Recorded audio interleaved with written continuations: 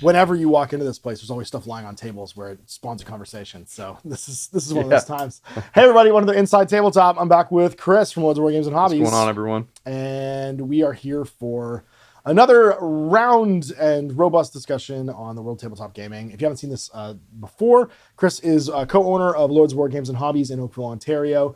One of my longtime friends. We work together at Games Workshop. And he's one of those people that whenever he comes in here, I like to bounce ideas off of about trends in the gaming industry. We talk about what it's like to work. For the two of us, you've been in this industry now 20 years. Yep. I'm at a quarter century now at 25 years, which is horrifying. I've aged terribly. It's funny, if you go back and look at early GMG videos, I'm like an entirely different person. I'm like a whole different human being. You look the fucking same though. So I don't like that at all. We cover topics. The best thing I do to get him back for that is I show him pictures of Cash, because Cash is the same age as his store, and my son is turning into a whole preteen human like giant kid, golden retriever. Yeah. So today's topic, and this is being recorded live with the GMG patrons. We do like a whole day of this usually.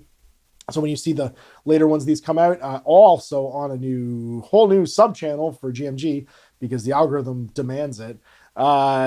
This will be we do an interstitial basically between each of these where we hang out and do Q&As and ask more questions. So if you do enjoy this series, please subscribe on Patreon. It will give you access to the backstage where we do these recordings, and you get to actually talk to Chris, ask him questions, and interact. But today we were talking about, when you walked in here, the new General's Handbook for AoS. You were a very storied AoS player. You and I played our first game of first edition AoS together.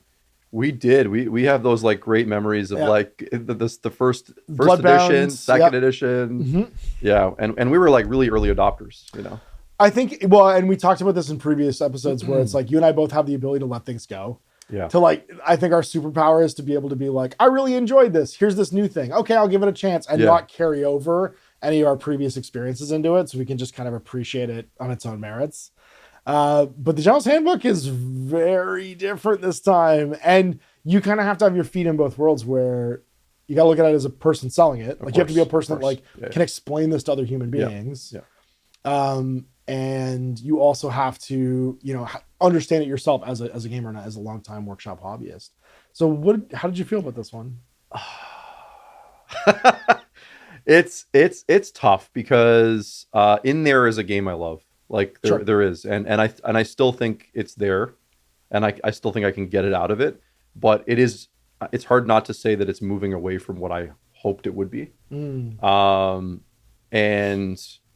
we're going to obviously get into that a lot over the next half an hour or whatever, but in really short form terms, I think it's just the two, they seem to add layers of complexity every edition and every General's Handbook, and it's just something I don't think that's necessary, I guess, is the short form. Interesting. Okay, so you found it, when you parsed it, you found it kind of complex, because I found it less complex honestly than the last way of playing it. Might be. I haven't obviously haven't given this one a try yet, right? But it's very the word I would use is curated. It is very curated. It's curated and kind of boiled down into this singular experience, where the General's Handbook, if you haven't seen this product, it's a square box package. It contains 6 scoring zones, a rule book, which is effectively just a new rule book for Age of Sigmar, updated rules and advanced rules, cards for all of the summons, the incarnates, and the endless spells and stuff that are very useful, and then 12 battle plans, 6 battle tactics sets where you choose 2 and you play through the game with them, and a reference sheet. It is, and most of what you're buying, if you're a match play player, is the objective markers, and those battle tactic cards, and the battle plan cards, because that's what you're playing for right now. And let's be honest, it's the culmination of their most recent project, right? I'd say probably from 3rd edition to now. Its spearhead is grown out to this. This is basically everything that they've probably been working towards, probably about as refined as it's ever going to be. Yeah, right? This is one of those times where I think, and you said this really eloquently earlier when we were talking about it, I just want to repeat it because I think it's a really great way of putting it. For the people that this is for, it's perfect. Yes. For the people that love 2,000 point match play games of Warhammer Age of Sigmar, it is a incredibly playable, incredibly well written, incredibly well crafted thing. It's like a Bugatti. You know what I mean? Like it's this like perfect motorcycle. Yeah. But you need to be that exact type of hobbyist to want to ride that motorcycle, to want to be in that level of sports, right? Right. It's kind of like, you also use the gym analogy, and we should probably talk about that again too, because this is, and I used this joke when I reviewed it. Right. It's a Fortnite battle pass. It is the battle pass. It is the battle pass is the absolute best way to describe what's happening. Yeah, because you're paying $70 Canadian for the year to log in for the year basically and play Warhammer Age of Sigmar. Yeah. And we can do a whole other episode on lessons Games Workshop has learned from the video game industry, because I think that's worth talking about. I know, shocker. It's not shocking that the guy running it is formerly from the video game industry. That's right. Like, Canadian video game designer. Yep. So the lead designer from Warhammer Age of Sigmar, that's his pedigree if you look him up. And Matt's done some great interviews about this match play thing too on the Warhammer community site. You can go and watch them, and he talks about them quite openly. But yeah, this is, so you as a retailer, then how does that feel? Like you're effectively selling them a rule book, which they might already own, right, for the core rules and some advanced rules. But I'm pretty sure that stuff's going to be online for free anyway. They'll update the documents on the internet, and then these zones and cards. Yeah, I think from my perspective as a seller of these things, organizationally, it feels easy because essentially, it's like fitting into boxes now. You're putting a customer into a box. Like, are you an existing player? Boom, this is for you. Yep. Like, essentially, this is like an easy sell to someone who wants to just stay on. Like, are you going to keep playing this Stay year? Current, yeah. Buy it. Easy. You're good. Go off and have fun. Maybe you come back and nibble at some releases throughout the year or whatever. But this is your main buy for the year or whatever. And then, you're a newer player. Okay, this is probably not for you. And that's where, like, you go into like have you checked out Spearhead? Here's the new Spearhead box. And maybe that's a whole different conversation. But, and I'm going to use a big but. It's sometimes awkward to kind of stick people into two groups like that, because it's not always that simple. Like, the daylight in between Spearhead and 2,000 points of AoS, huge space. There's a lot of gap in between those two things. And I don't think necessarily like onboarding somebody with Spearhead that year and then preparing them to jump into the maybe that's the idea, is preparing them to jump into the handbook the next summer. There's a bridging there it's tricky right now. Yeah, because if you're someone who's just played Spearhead, or you're kind of an amateur, like just new AoS player, I still think that the General's Handbook experience is a lot for someone who's kind of new to the game. Right. It's a lot, like throwing someone into that environment. It feels like it's a lot of like stuff to absorb. I do think that experientially, seeing how kind of built on Spearhead this battle pack is, like just from a presentation and layout point of view, the materials look similar. Like there's clearly a plan to jump them from. They definitely have put more thought into that this year for sure. And the reason I picked up my phone just now is we were in the middle of doing this, and I don't think I actually finished it. Your list, was if you add, like, how close are they to? If you add two Spearheads together, do you have 2,000 points?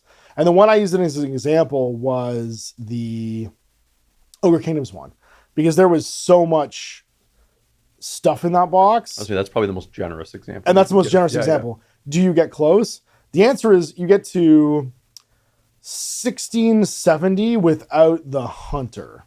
Okay. Because I don't know where that hunter sits in here. I can't find him, the character hunter. I wonder if he's in here. No, the Blood Pelt hunter's in here, but I can't find the one from from Warhammer Underworlds. Maybe he's in the auxiliary units. What's his name? Oh, here we go. Rothgorn Mantrapper 120. Yeah. So you get to, basically, if you buy both those, you're at 1,800 points. So, I mean, that's a healthy amount of stuff. A Mornfang pack, a unit of Ogre Gluttons, 2 units of Iron Guts, an Iron Blaster, Noblars, a Scrap Launcher, and a Tyrant. So, and that's probably the most generous. So you're looking at, like, if the consideration is, and it feels like that's the way they're designing Spearhead, you buy 2 Spearheads, you play a game. Now, what's the whole topic of this video that I want to talk about is Warhammer 40,000, their biggest game, seems to be moving in the opposite direction with their yearly Fortnite Battle Pass, which is a deck of cards. Just came out, yeah. It's just a deck of cards. Yep. All right. Because it has asymmetrical narrative battle plans, it has specific incursion level 1,000-point battle plans, and then it has the Strike Force 2,000-point games. Yep. So, like, here's two games going literally in opposite directions. What's up with that? Like, does that just feel like that's timeline-wise? Like, they needed to get the community in Warhammer Age of Sigmar to this point, so then they can go back the other direction?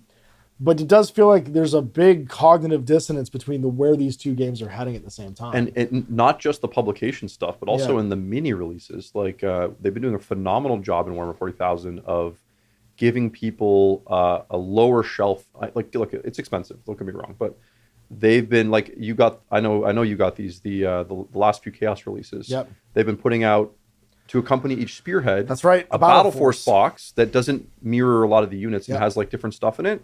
And for the most part, if you had both of those, you would be right there. That's it. Right? Yeah, I did the math, and they're roughly there's about the same amount of daylight in that you're at like 1,500 points between the two. Yeah. So you need to take a 5, but and I like that because they've given you a little bit of room to be creative, right? Like you can buy the things you want. They've also in that card deck given you a 1,000-point way to play the game. Where if you have those two things, that's all you ever have. Yeah. You have like a dynamic army with options where you can like swap things in and out. Yeah, for sure. And it's funny because in some ways both games feel both ahead and behind each other. Because Warhammer 40,000 is adopting things like the catch-up mechanics, the challenger cards, and they're kind of learning from each other. But they're very much like ships in they're Benjamin Buttoning right now. They're going to be broadsiding each other soon. Broadsiding each other too. And I'm wondering if that means anything right now in the interactions you have with hobbyists when they're buying 40K stuff. Because we've talked about before how Kill Team felt like it was the safety net under 40K for people that wanted to play smaller games that were falling out of playing 2,000-point games of 40K. And Spearhead was the opposite, where it was like a safe way to try Age of Sigmar without like this massive investment. What's the like? I guess what I'm asking is like, what's the beat from the street? And how do you feel about that as far as a guy has to sell this to the end user? Yeah, I think the thing that I worry about with AoS right now is there's not a lot of new people playing like the match play way. Yeah, that's the scary thing, I think. Yeah, like it's a very narrow view. Don't get me wrong. Well, but even Adepticon, I was saying you've been at every Adepticon in those tournaments. and what happened there? And Adepticon this year was not bigger. Like for probably one of the first times in a long time. Like, really? You know, and so I wasn't there the year before, but the year before I was. And AoS had just been like kind of on this like steady growth path, right? But I don't know if it's just one of those growing pain things where a lot of the early adopters like myself are playing it a little bit less, and they need some new blood to come in, and that might just be a natural sort of like evolution. But I haven't seen it too much yet. It's not that people aren't still buying the models; they're phenomenal. Like they're selling like the Soulblight Gravelord stuff came out, great release. Yeah, but it was mostly to people who were already sold on it, right? Yeah. Not new people. Do you think Warhammer: The Old World had an impact of that? The way that those players would want them to? I know people are like sitting on the edge of their seats right now, being like, "What's he gonna say? Is Old World Killer. Is he gonna admit it? Is he gonna admit it?" Yeah, I think so. I think so too. Yeah, I think, and I think the success that they had. They were conservative in their estimate as to how successful it was going to be, and now they're doing a brand new army like Cathay.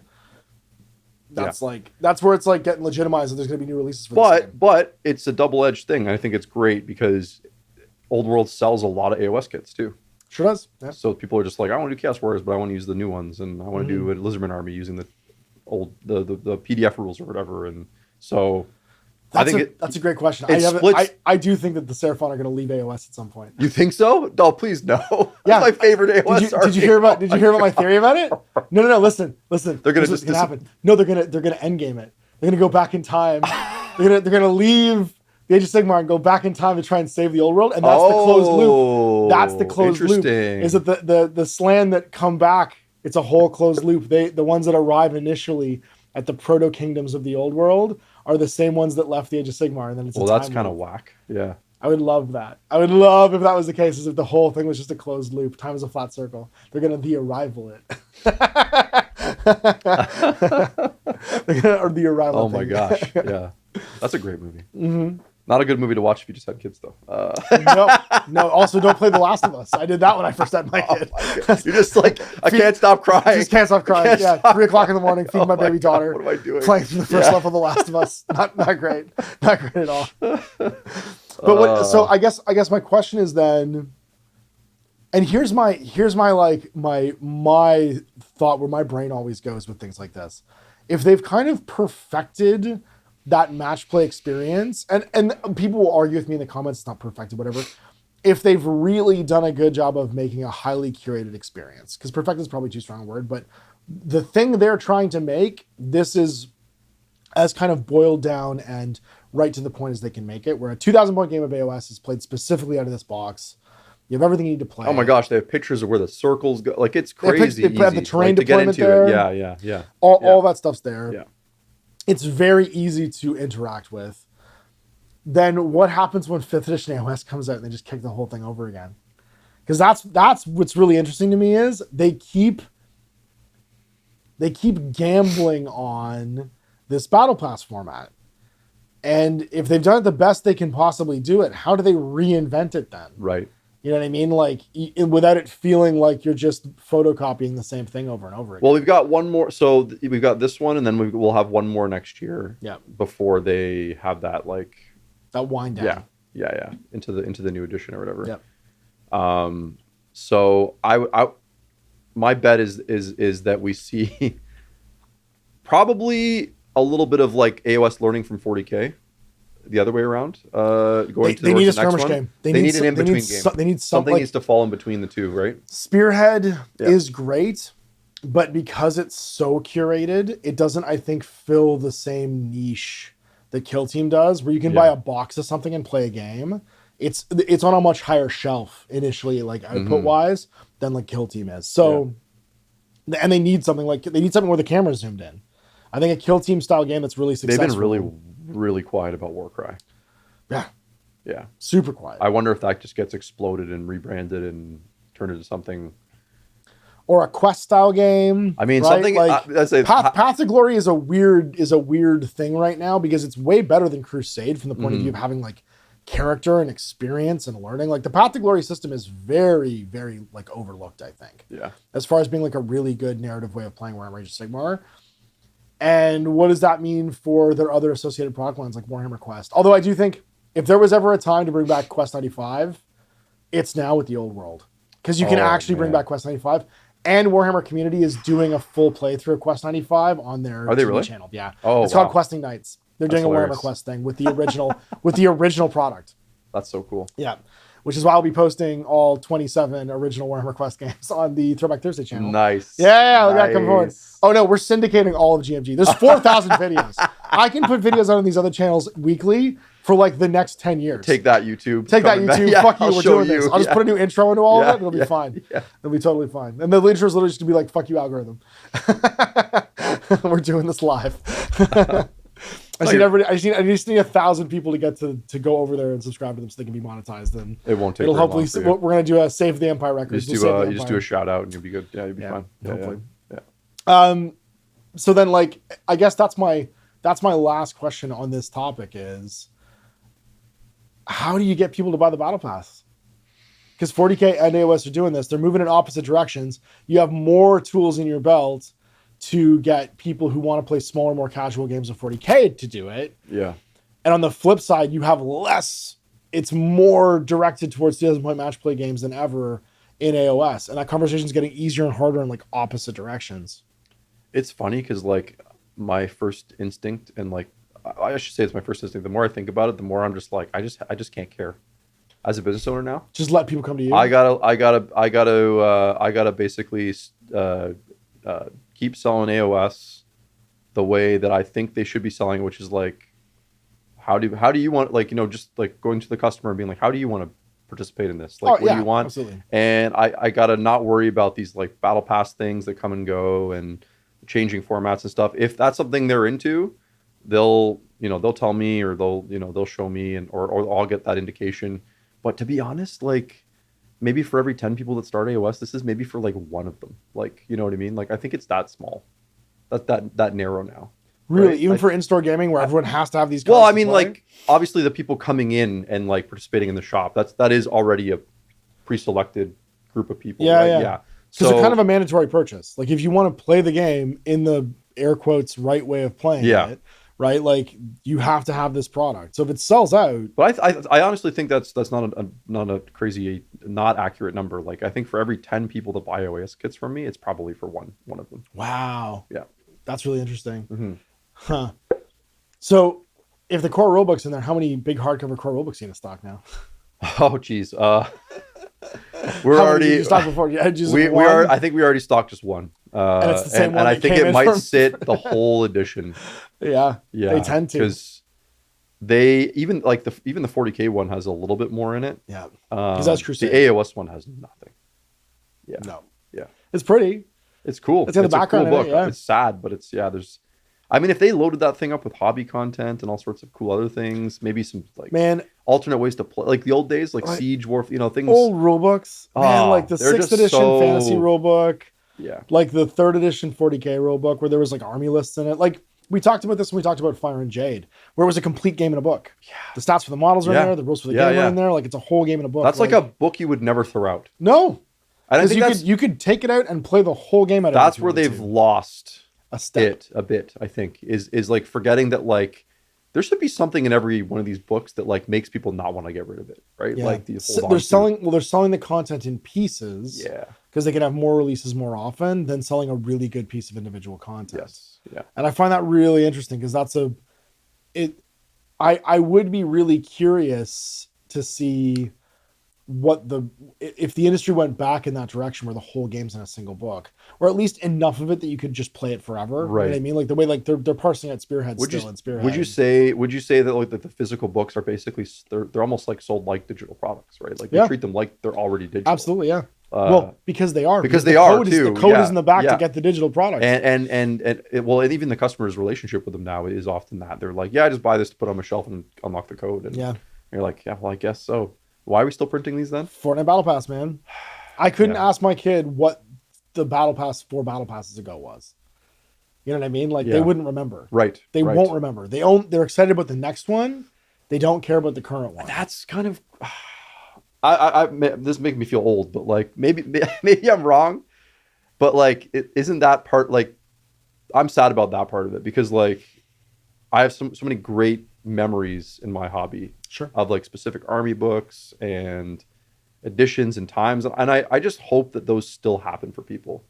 And I worry though with like these like this like battle pass seasonal thing that like maybe the experience is like not necessarily creating those long-term memories. Yeah, because like you said before, and we've talked about this on your channel before, they're not necessarily chasing the experience anymore. It's more just like the outcomes of the games, right?